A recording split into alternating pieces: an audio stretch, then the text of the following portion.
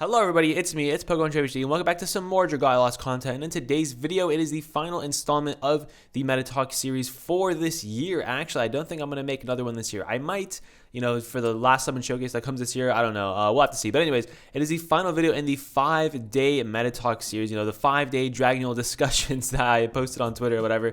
This is the final video. If you missed the other 4, I post them in the, the past 4 days every single morning. Also want to apologize for this video if my voice sounds a little different or something. I literally just woke up, so I do apologize.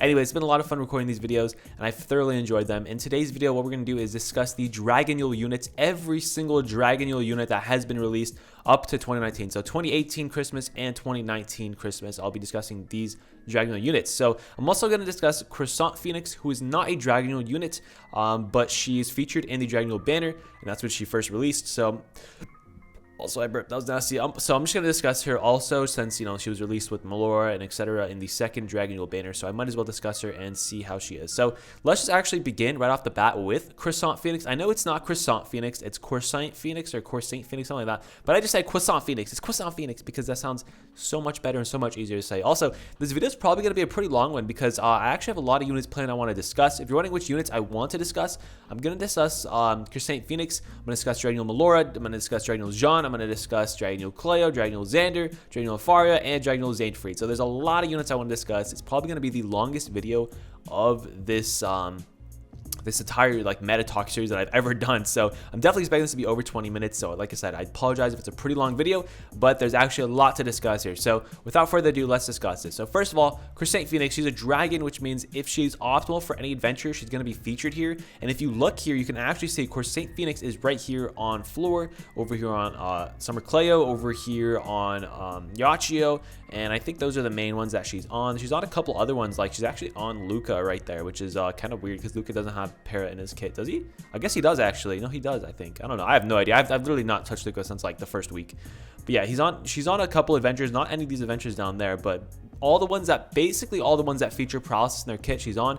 I believe Albert features paralysis, but he's a sword, so that's kind of an exception right there. So Corsaint Phoenix is actually, let's just go over her kit first of all. First of all, what's her kit? You see her design right here. Her design looks amazing. One of the best dragon designs, I would have to say, in terms of, at least in my opinion, I really like her dragon design.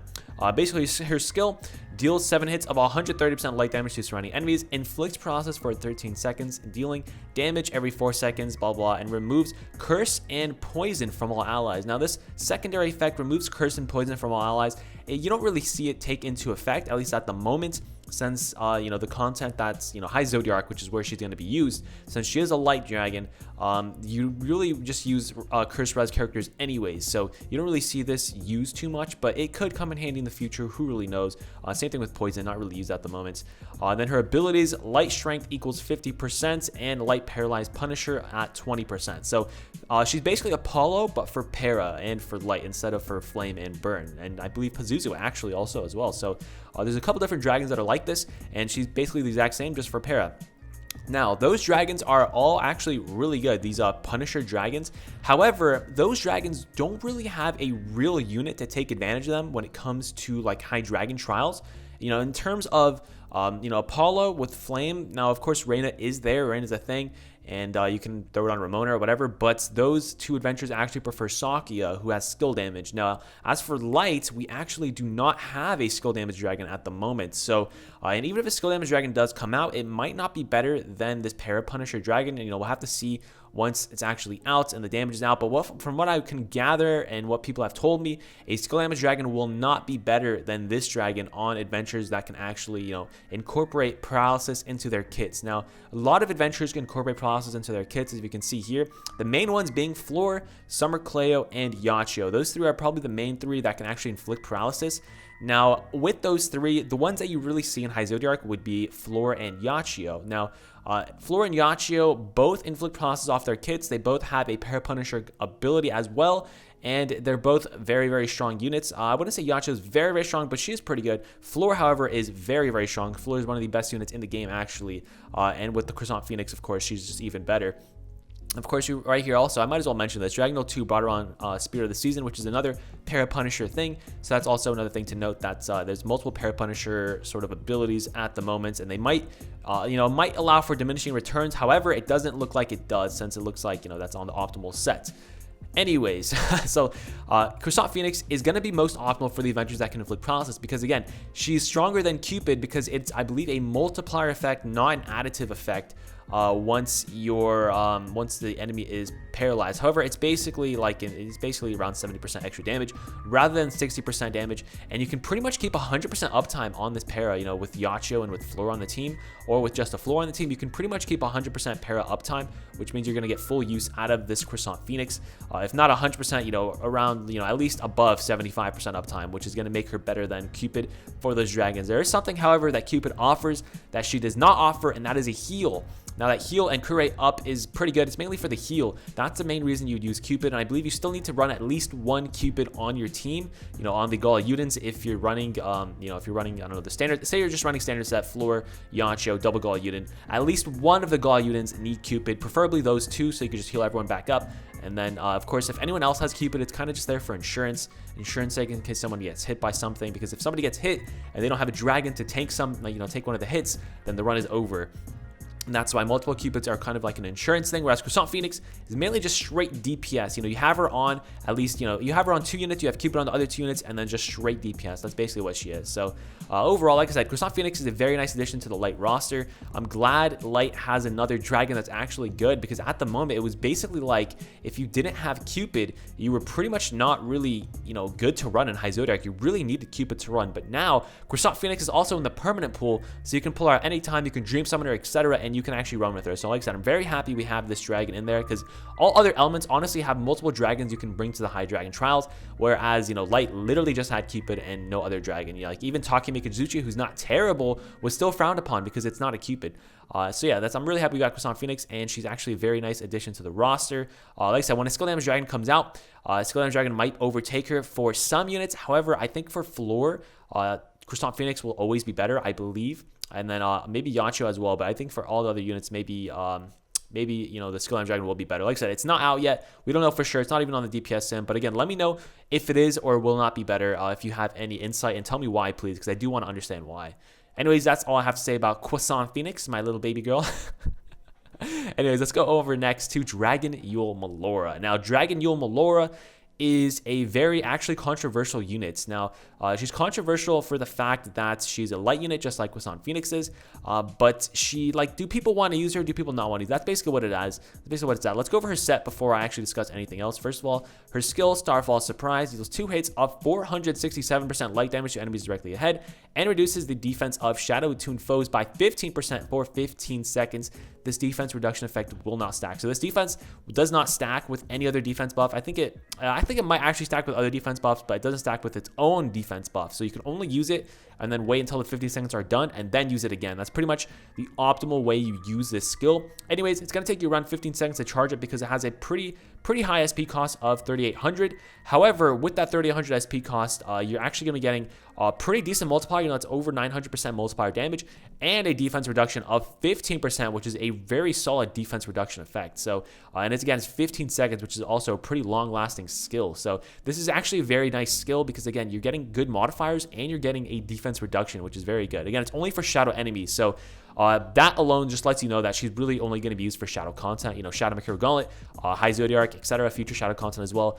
She can't really be used off element because, again, this defense reduction is the main part of her kit, but it only works on shadow enemies. So she's not really going to be using off element content, just for shadow content. Now, her second skill, Chill of Winter, deals 3 hits of 482% light damage to enemies directly ahead against foes whose defense is decreased, deals 3 hits of 777% light damage instead. Now, this is a very, very strong skill. Now, even if you don't have the defense reduction bonus, you're still going to be dealing more than average. That's around, let's just say around 1,500%. I know it's a little under that, but let's just say 1,500% is nothing to laugh at. And if your foe does have a defense down, you're going to be dealing over 2,100%. I think around 2,200%. So it's pretty ridiculous. Now, the modifiers on that skill is ridiculous. The SP cost isn't that high. Like it is a little high for being skill 2 is, it's around, I would say actually it's just above average, like just barely above average for a skill 2, but it's very, very good modifiers that definitely make up for the high SP cost. So she has really good modifiers off of both her skills, so she can be a nice DPS model in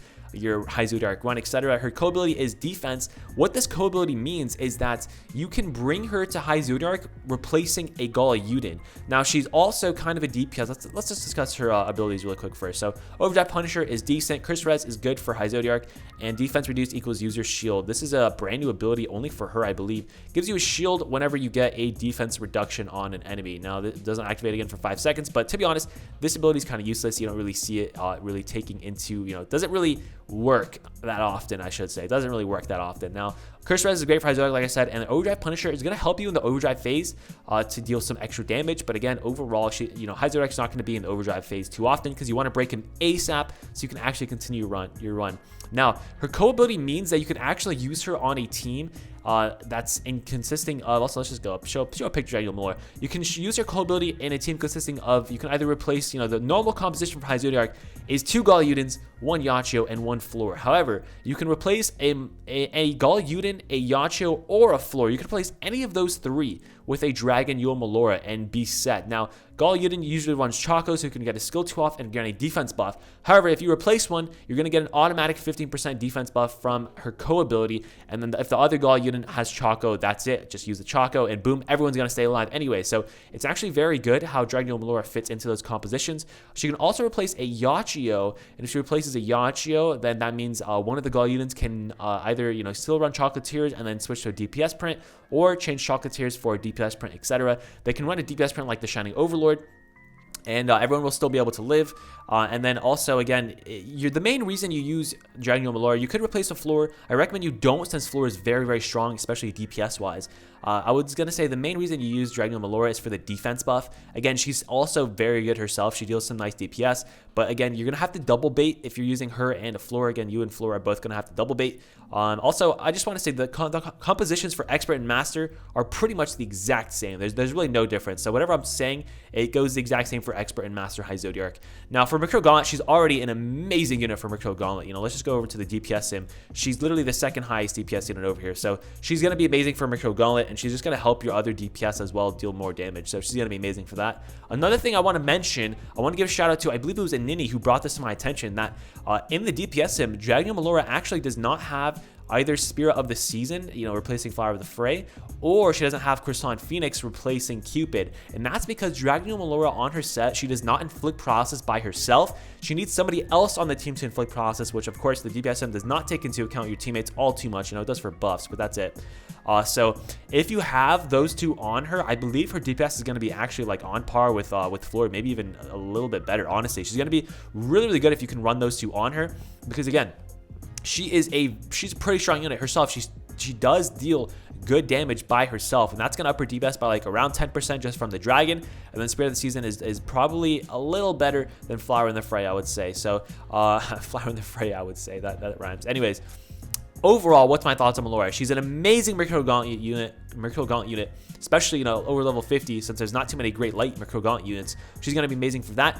And in High Zodiac, she's definitely a welcome addition, because again, for light High Zodiac, oh my god, I can't even say it. For High Zodiac, there was really only 3 units you could use: Galliudin, Yachiyo, and Floor. There's a lot of great units for light that aren't used, like Summer Cleo, for example. She's really good, but she's just not used because you need certain setups to survive, etc. But with Dragonyule Malora, you can allow for her to fit into the composition in case you don't want to have build other, one of the other units, etc. And she fits in very nicely. And that's actually all I have to say about Dragonyule Malora. Again, let me know what you think about her. What do you think is the optimal composition for High Zodiac? Again, I would say probably I'd probably say 1 Galliudin, 1 Dragonyule Malora, 1 Yachiyo, and 1 Floor, because again, you have 2 DPS that actually take advantage of her defense buff, because Galliudin isn't super strong. He's really just a buff bot. So that's what I think about Dragonyule Malora. Next up, let's discuss Dragonyule Jeanne. So let me actually change the DPS sim to water, since all the other adventures are water, except actually one of them's wind, which makes no sense. But anyways, let's go to water. If you actually look, Dragonyule Jeanne is featured on a couple of these units. Lara Noah, Halloween Odetta is actually pretty surprising, but it is featured there for Halloween Odetta. And I think those are actually the only units that Dragonyule Jeanne is featured on. Oh, no, a couple down here, Dragonyule Nefaria, which I'll talk about soon. Jacob, and Sabella. So Dragonyule Jeanne is featured on a couple adventures, and she's actually pretty good for those adventures. Now, it was actually featured on Elisand until Holland Murtimus came out, so that is something just to note. But anyways, let's discuss Dragonyule Jeanne. So what does Dragonyule Jeanne do? Well, she's a water dragon. Also, I should mention the competition for Dragonyule Malora as a light axe was Julieta, which was really non-existent in High Zodiac, so she pretty much beats out all her competition in the light axe category, so easily she's the best light axe. So Dragonyule Jeanne, her main skill deals damage, not very high damage, but it does deal damage, and it inflicts freeze, which is again pretty good. You can use this like in High Jupiter, Master High Jupiter or something to freeze, so there's a thing. And then Dragonule's Blessing, if the user attuned to water, increases strength by 45% and crit rate by 20%. Now this is pretty good. It's mainly good for adventures that have a crit focused kit. You know, you could use her for like Lily, which is just a wand that has multiple hits, you know, multiple chances to get a crit, and that does still work because again, the more chances you have to get the crit, the better she's going to be. In terms of longer content, you know, comparing Dragonyule Jeanne to her competition is going to be Leviathan and Siren. Those are the main two dragons that her competition will be in terms of the DPS. Because again, if you're not running a DPS, if you're running like a buffer like Gala Ellie or normal Ellie, etc., you want to run a Holy Murtimus. Same thing with healers, Holy Murtimus, or you know, some sort of you know, Poseidon, or like maybe even Levi for healers. I don't know, but in terms of actual DPS, her competition will be Leviathan and her competition will be Siren. So who is the best water dragon out of those three? Honestly, I would say Siren is the best. Siren is overall the best for most units, and in most cases, Siren is the best. Because again, these dragons are only, you know, these are the optimal DPS that you can get, which you aren't able to do all the time. For getting all the hits in constantly, etc., which, like I said, you're not able to do all the time. So that is something you should note. Dragonyule Jeanne, however, is pretty good. The longer the content is, the more chance you have to get crits, and the more chance you have to surpass dragons like Leviathan and like Siren when you're using them. Now, Halloween Odetta is, I believe, a special case because she has some sort of buff and you know, Mega Friends, etc. Like this, these sets kind of float together well with Dragonyule Jeanne. I am assuming. I actually thought Leviathan was better for Halloween Odetta until literally today. I just found out that Dragonyule Jeanne is apparently better, but because you know, she's a sword, she likes to 4-strike often. I guess the 4-strike crits do take into account there, and that does work. So that's the reason why Halloween Odetta uses Dragonyule Jeanne, I'm assuming.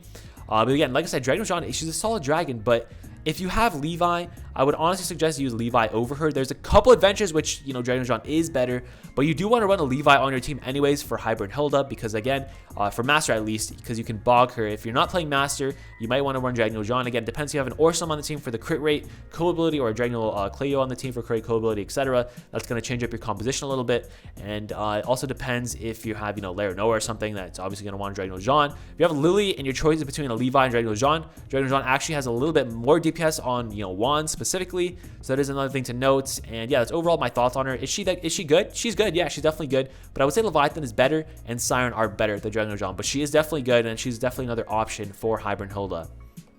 Next up, let's discuss Dragonyule Cleo. So where's Dragonyule Cleo on the DPS sim? Dragonyule Cleo is actually way down here. She's at the very bottom on the DPS, well, not the very bottom, but like on the very bottom on the first page. DPS sim, she's behind the likes of Summer Estelle, Lara Noah, you know, Summer Julieta, etc. And let's actually discuss her kit really quickly. So Dragonyule Cleo's kit, Starfall Gift, it's a lot of stuff. Basically, deals damage, inflicts freeze, and activates, increases energy levels of the user and nearby allies by 1 stage, and then skill shift deals damage, freeze, increases energy levels by 1 stage, and strength of user and nearby allies by 10% for 10 seconds. And the next one is the exact same thing, freeze, energy level by 1 stage, increases strength, and then increases their crit rate this time. So again, you have to remember this is only for nearby allies, which isn't amazing. You know, if you're not next to your allies, you really can't take advantage of that, so it's kind of unfortunate. And also the modifiers are not that good. Like 11 hits of 67%, that's not really strong modifiers.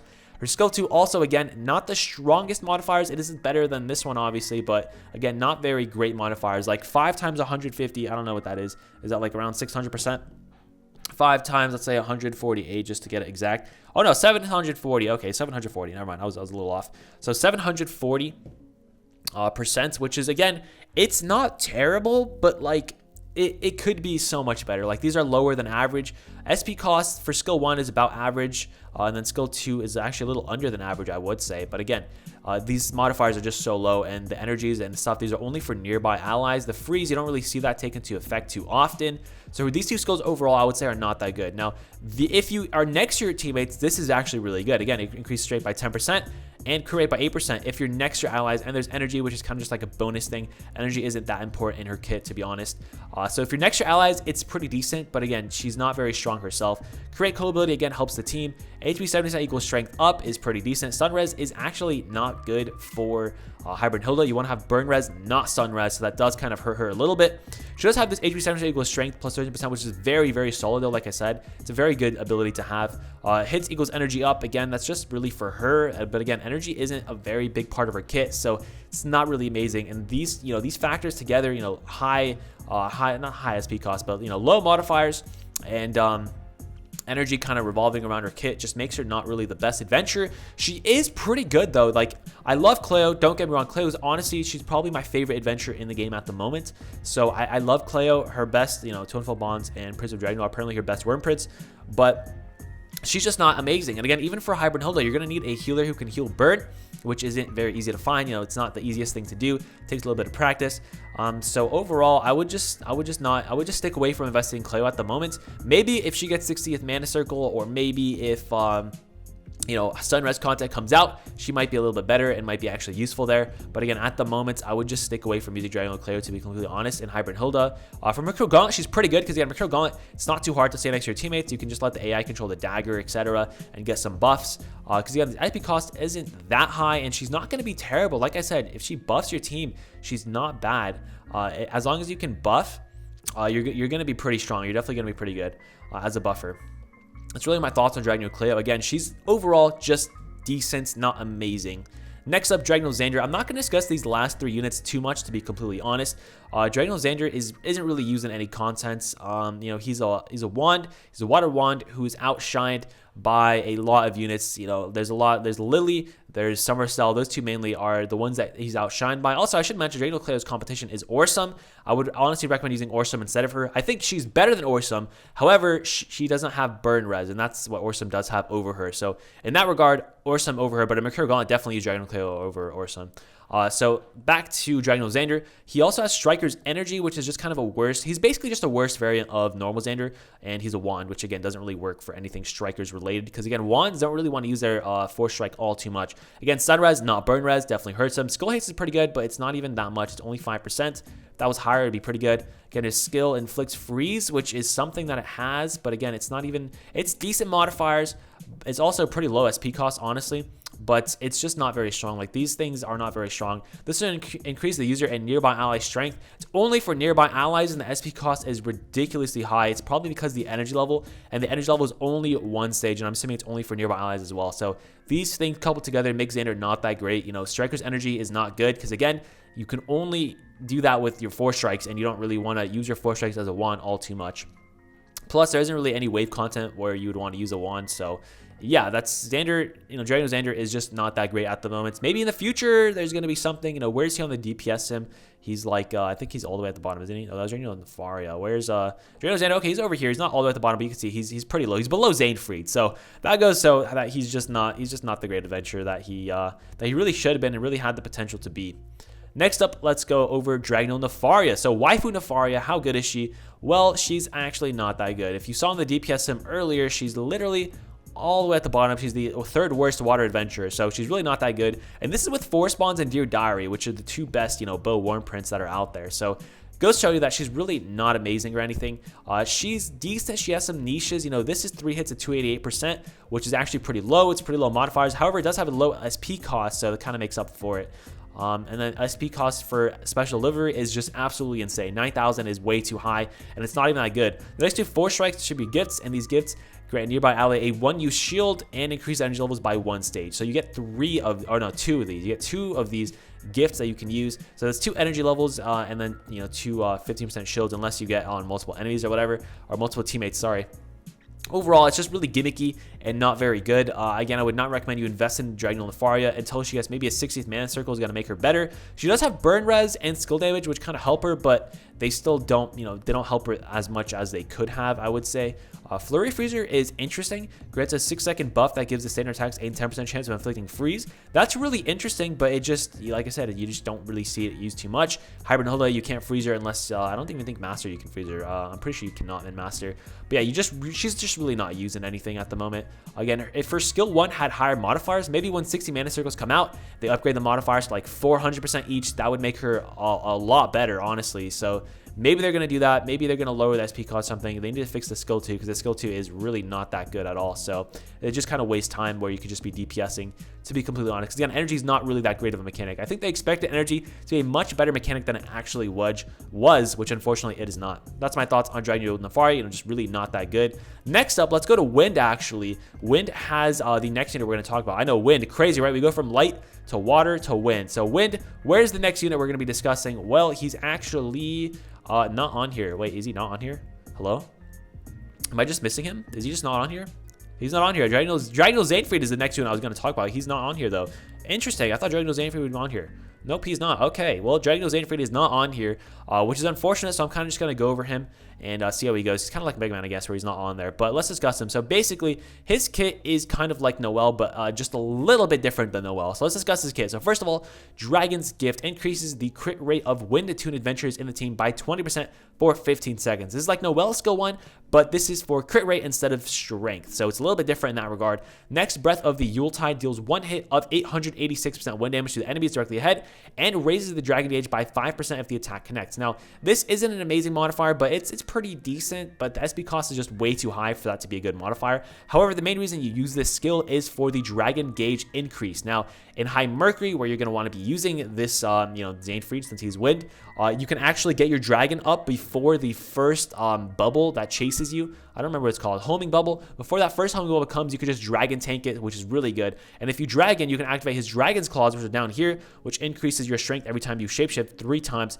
Goes by 4% and then 10% and then 20%. So that's of course the total percentages. So pretty good modifiers. However, on a buffer, which is what his skill 1 is, he's a buffer, you're going to want to use Freya as your dragon, which again isn't going to help you too much in terms of DPS. He also has Prime Strength, which helps him in strength, and Bog Rise is good for HMC, but again, he's not a DPS, so Prime Strength and Dragon's Claws are kind of wasted. They do kind of increase his usage just a little bit, because I would say these are better than Noelle's abilities, which are Prime Defense, and then I believe Defense equals Energy. So these are definitely better than that, I would say, but again, skill damage code ability is the same exact thing as Noelle, which is good on the team overall. I would say, again, Noelle is better than Xainfried. He's not on the DPS sim, so I cannot say for sure. However, from what I can gather, from what I can see from, not really, I haven't used him, but from playing with him, I played with him once, I would say Noelle is better. However, instead of running 2 Noelles, I would definitely run a Noelle and a Xainfried, since crits for Victor's Bleed, I do want to mention this, crits for Victor's Bleed is absolutely insane. Like, the DPS on a bleed is just ridiculous. So I do want to mention that if you can bleed and get a crit, it does insane damage, especially if you stack those bleeds. So again, I would run a Noelle and his Dragonyule Xainfried on the same team rather than 2 Noelles. However, standard composition is Noelle, double wedding Ellie, and a Victor, and I'll say that standard composition still reigns supreme over anything. But again, Dragonyule Xainfried is a nice substitute if you want to use him. He does work. I would say he's just a little bit worse than Noelle, but he does work pretty much as well, since he does offer a little bit of DPS himself. But again, his best dragon is still going to be Freya, since he is mainly a buffer. But he does offer some cool things, like I said, with Dragon's Claws and Prime Strength, etc. You can get that dragon up for the first homing bubble. But again, I would still say Noelle is better. But he is very interesting. I love that Xainfried finally has an ult. He looks really cool. Dragon Daddy with an ult. It's awesome to see. That's actually going to be everything for this episode. It's a pretty long episode. I discussed a lot of units in today's Meta Talk. Again, let me know your thoughts on all these units in the comments down below. I would love to hear what you guys have to say, mainly on Malora and Xainfried, actually, and Corsaint Phoenix, I guess. Those are the 3 I feel like have the most discussion around them. So please let me know your thoughts on them in the comments down below. That's going to be it for the Meta Talk series. Again, if you guys want to see me, I do stream on Twitch all the time as of late, so I'll be on Twitch streaming a bunch of times. Again, I tweet out whenever I stream or in the Discord whenever I stream, etc. Thank you guys so much for watching this Dragonyule discussion series. I'll see you guys in the next video. Have a great day, and until next time, have a nice trip.